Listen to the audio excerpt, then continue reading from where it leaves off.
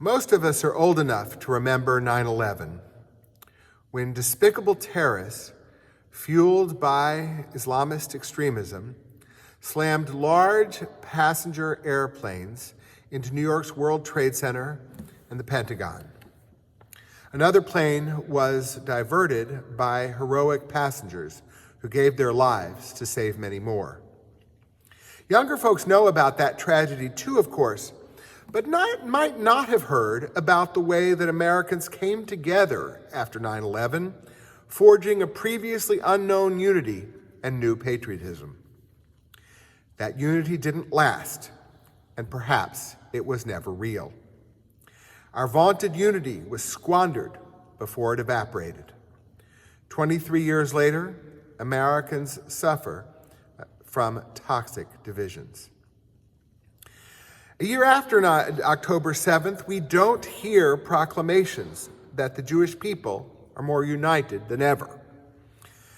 American Jews react to events in and around Israel in a variety of ways, often disagreeing acrimoniously. Israelis take to the streets by the hundreds of thousands in opposition to their own government. Still, there is a phenomenon akin to post-9/11 unity. In this year after October 7th, researchers have found a surge in the number of people who are interested in Judaism and eager to be engaged in Jewish life. We at Congregation B'nai Israel and at synagogues across North America have a sacred duty to make the most of the opportunity that this otherwise terrible moment has provided, to enhance Jewish life and to welcome more people than ever into the joy and deep meaning of Judaism. Together, we can make 5785 the year of Jewish resurgence and new connections. In the spring, a survey conducted by the Jewish Federations of North America, JFNA, found what has been called the surge. Of the 83% of Jews who were only somewhat, not very, or not at all engaged prior to October 7th, a whopping 40% are now showing up in larger numbers in Jewish life. JFNA leaders proclaim this group, equal to 30% of all Jewish adults, represents the greatest opportunity for broadening and deepening Jewish life. The opportunity for Reformed congregations like ours is enormous. The JFNA study found among Jews who are not synagogue members, 37% say they'd be open to joining one now.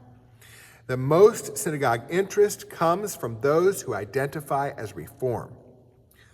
The folks who created and are analyzing the study emphasize, though, that relatively uninvolved Jews aren't the only people affected by the surge, relating that the 17% of people in the Jewish community who are already engaged at high levels are also saying they want more. And it's not only Jews. The Israeli daily Haaretz reported in June that American rabbis are seeing an unprecedented spike in the number of people interested in converting or enrolling in Introduction to Judaism classes. This trend impacts settings across the Jewish spectrum: Reform and Orthodox, Conservative and Reconstructionist and Renewal, the whole gamut. It includes people who knew that some of their ancestors were Jewish and others who had long experienced a strong yet inexplicable connection to the Jewish people. My friend Rabbi Mark Glickman told a Haaretz reporter that he initially found the phenomenon kind of weird. Who in their right mind would want to join a people who seem to be so unsafe in the world? Might it be some perverse fascination? Rabbi Julie Zupan, who describes the Union for Reform Judaism as absolutely flooded with requests from conversion candidates, urges us not to be so skeptical. Many people, she says, have been considering Judaism for some time and are now saying it's time to put a stake in the ground. We can and we must make the most of this extraordinary opportunity. First, we must understand what we are seeing. An Israeli rabbi, scholar, and musician I met this summer, Rabbi Ronnie Jager, has an idea. Jager emphasizes that worldwide anti-Semitism became a central concern for Israelis, even in the traumatic days of mid-October 2023. Israelis were suddenly newly aware that their fate is linked to that of Jews around the globe.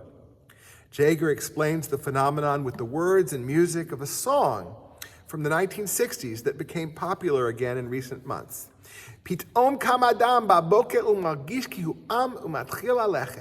Suddenly, a person wakes up in the morning and realizes they're part of a people and gets moving. That recognition of shared destiny is by no means confined to Israel. In the past, I perceived that our congregation was not interested in sermons or education about Israel, whether for adults, teens, or children. After October 7th, even congregants who had never been to Israel and shown no interest in going were deeply concerned about the welfare of our people in Israel. Increasingly, news about Israel feels like news about us, even 7,000 miles away. We have seen the surge here, although I admit not knowing what we were experiencing until the Federation study explained it. Our regular attendees became, more regular. Several occasional participants became active, and new people came, including folks now pursuing conversion. We have the largest Judaism 101 cohort of my tenure here, including some, but not all, with Jewish ancestry, and others, but not the majority, with Jewish spouses. We have been a people all along, whether we acted like we knew that or not. Our fate has always been linked with that of our people in Israel and around the world. Now, though, to quote the song, we have awakened, and it's time to get going. U.S. Surgeon General Vivek Murthy has alerted to us an important reason for us to enhance our Jewish engagement, albeit a motivation unconnected to the Jewish people's current predicament. Our nation is suffering from an epidemic of loneliness and isolation. The opportunity to be part of something important and larger than oneself is critical to our well-being. Judaism offers a community of purpose and a life of meaning through Torah. Bruce Greenberg, our president, has articulated a mission to enhance friendships in our community, inviting interest in new ways for us to engage with one another Jewishly. We have an obligation to enhance Jewish life here in Central Arkansas to feed a growing hunger. Whether you have long been deeply engaged in Judaism, are seeking greater involvement, or are coming to Judaism anew, we have something here for you at Congregation B'nai Israel, and if we don't have what you're seeking, Bruce, Eileen, and I are eager to help you build it. On Rosh Hashanah, we have been taught to pray in the words of the Talmud that the old year will end and take its curses with it. We know all too well that the curses of 5784, the aftermath of October 7th in Israel, and growing anti-Semitism around the world will continue to plague us in the new year. We cannot control that.